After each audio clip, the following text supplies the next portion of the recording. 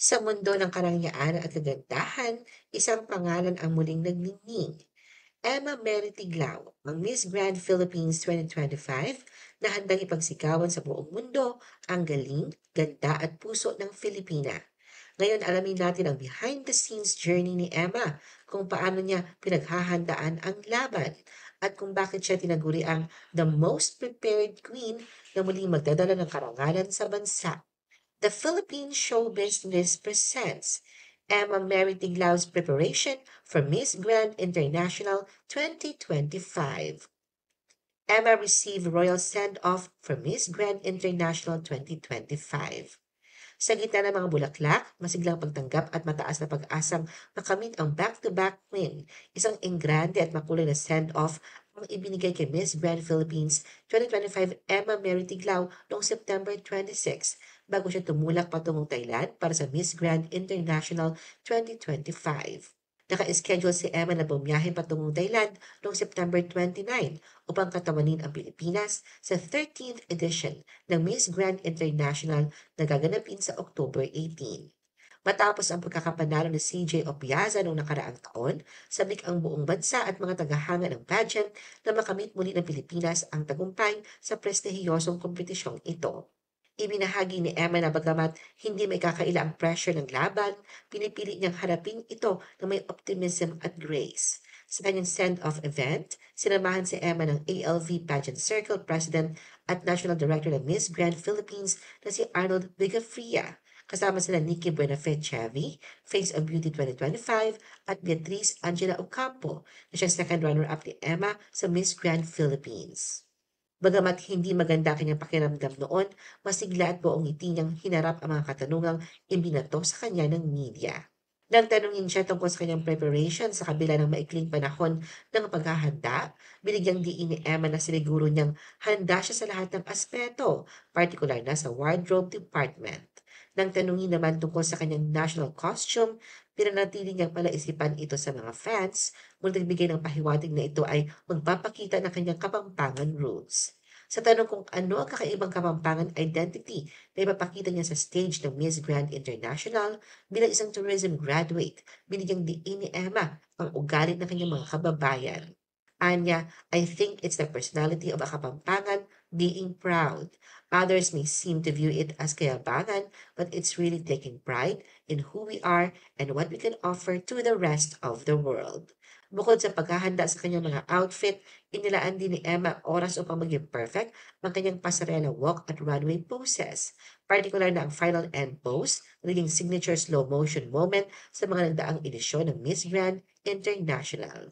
Ayon kay Emma, isa sa mga pinakamalaking hamon na kanyang kakaharapin ay ang managing her energy sa kabila ng masinsinang schedule ng kompetisyon. Emma made a grand entrance at the Miss Grand International welcome ceremony and pre-pageant activities. Umariba na agad at agad na napansin ang pambato ng Pilipinas na si Emma paglapag pa lamang niya sa Thailand noong September 29. Napabilang si Emma sa mga pre-arrival winners kasama ang ilang pang mga kandidata. Dahil dito nagkaroon siya ng pagkakataon kasama iba pang mga beauty queens na makasama sa meet and greet ang Miss Grand International owner na si Nawat Itzera Grisil. Hindi lamang ito simpleng pagkikita na sinamahan pa ito ng isang bonggang dinner sa Golden Tulip Sovereign, isa sa mga kilalang hotel sa Thailand. Masasabing handang-handa na si Emma sa laban dahil bago pa man siya tumulak patungong Thailand, ay physically at mentally prepared na siya. Bukod dito, ibinunyag din niyang pinaghandaan niya ng husto ang kanyang mga gown at national costume para sa preliminary competition at sa araw mismo ng koronasyon. Samantala na sa kanyang pinakamagandang look si Emma, glamorous, polished at puno ng karangyaan habang siya kumikislap sa welcome ceremony, press conference at iba pang pre-pageant activities bilang paghahanda sa Miss Grand International 2025. Sa welcome ceremony, tunay na nakakabighani si Emma sa kanyang off-shoulder gown na may cut-out sa bewang at pinalamutian ng kumikinang na gemstones mula leeg hanggang laylayan. Ipinamalas din niya kanyang signature melodious introduction na kakaiba sa karaniwang mataas na bigkas ng pangalan ng bansa. Pagkatapos nito, nagpalit siya ng jewel-tone traditional chute tie na binubuo ng gintong balot na pang-itaas, lilang midi-skirt at hot pink na sinturon may mga gems at traditional ornaments. Ang tampok na kanyang ayos ay ang Golden Crown ng Miss Grand Philippines na lalong kumikislap sa bawat hakbang niya. Matapos ang seremonya, lalo pang namukadkad ang kanyang kagandahan sa isang asymmetrical blush pink dress may mahaba at bumabagsak na laylayan na tinernuhan ng gold strappy heels. Tila may pagkahilig si Emma sa kulay pink dahil muli siya nasilayan sa isang jewel-toned pink ensemble sa ikalima niyang araw sa international competition. Ang kanyang kasuotan ay may long sleeves, low neckline at silky finish na pinaganda pa ng mahaba at kumikislap na kwintas na bibigyan ng elegant at sophisticated looks. Sa talent competition, ipinakita ni Emma ang kanyang galing sa pagsayaw at kumpiyansa sa sarili. Suot ang isang matingkad na pulang lace mini dress na lalong nagbalutang ng kanyang alindog. Sa kanyang social media posts, ibinahagi ni Emma ang kanyang kagalakan. I am so happy I was able to show my love for dancing on the Miss Grand International stage during the Grand Talent audition. Emma turned heads at Miss Grand International 2025 swimsuit event. Umarangkada ng todo si Emma sa Miss Grand International 2025 Preliminary Swimsuit Competition na ginanap sa Intercontinental Wahin Resort. Suot ang red at blue na bikini, tumingkad lalo ang kanyang Filipina glow habang rumampa ng may kumpiyansa, grace at karisma. Habang umaalon ang kanyang buhok at sumasabay sa bawat indak na kanyang pasarela, ipinamalas ni Emma ang perfect poise at tindig na tila ba ready na siya para sa back-to-back crown. Ang bawat hakbang ni Emma ay may lakas, ang bawat ngiti ay may kislap, at ang bawat tingin ay puno ng tapang at determinasyon. Hindi may kakaila, Emma owned the stage. Sa kanyang flawless figure at mahinahong confidence, siya ay tila reyna sa gitna ng alon ng kompetisyon. Emma showcased outfit handcrafted by persons deprived of liberty.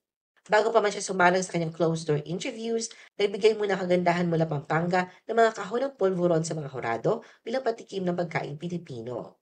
Ayon kay Emma, ang kanyang ina at kapatid ang gumawa ng naturang local delicacy, habang ang kanyang ama naman ang tumulong sa pag-personalize ng mga ito.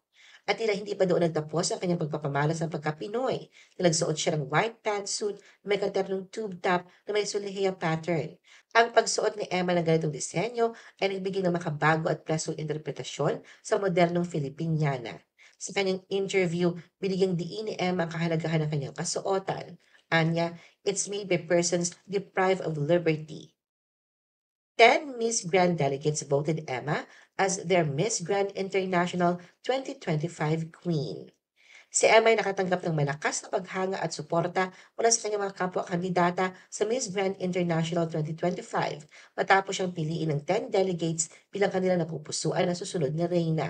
Sa ginanap na individual closed-door interview sessions kasama ang panel ng mga hurado na kinabibilangan ng reigning Filipino Queen na si CJ Opiaza at ng pageant president na si Nawat, tinanong ang bawat kandidata kung sino ang kanilang pipiliin bilang Miss Grand International winner kung sakaling hindi sila ang manalo. Nakamit ni Emma ang boto ng 10 kandidata na nagsabing kung hindi man sila ang kukoronahan, gusto nilang makita ang Filipino representative na siya mag-uwi ng korona sa pagtatapos ng kompetisyon. Emma asked Filipino support for Miss Grand International 2025. Hinihikayat ni Emma ang suporta ng kanyang mga kababayang Pilipino sa kanyang journey tungo sa Golden Crown ng Miss Grand International 2025. Nagsimula na ang Country's Power of the Year contest ng pageant, kung saan ang kandidatang makakakuha ng pinakamaraming online votes ay automatiko makakapasok sa top 20. Maaaring iboto si Emma sa Facebook at Instagram pages ng Miss Grand International. Tanging mga bagong followers ng parehong social media accounts ang mabibilang sa boto. Kinilala ng Miss Grand Philippines si Emma bilang ang kanilang most ready na kinatawan sa kasaysayan ng kompetisyon dahil naniniwala silang taglay niya ang galing, karisma at determinasyon upang maiuwi ang Golden Crown. Gaganapin ang Coronation Night ng Miss Grand International 2025 sa October 18 sa Bangkok, Thailand. Ano ang masasabi mo sa video na ito? Mag-like o mag-react at huwag mahiyang mag-comment. For our YouTube viewers, huwag kalimutan mag-subscribe at i-hit ang notification button. At para sa aming Facebook viewers, mag-like at follow sa aming Facebook page para updated ka sa mga showbiz chika. Thanks for watching!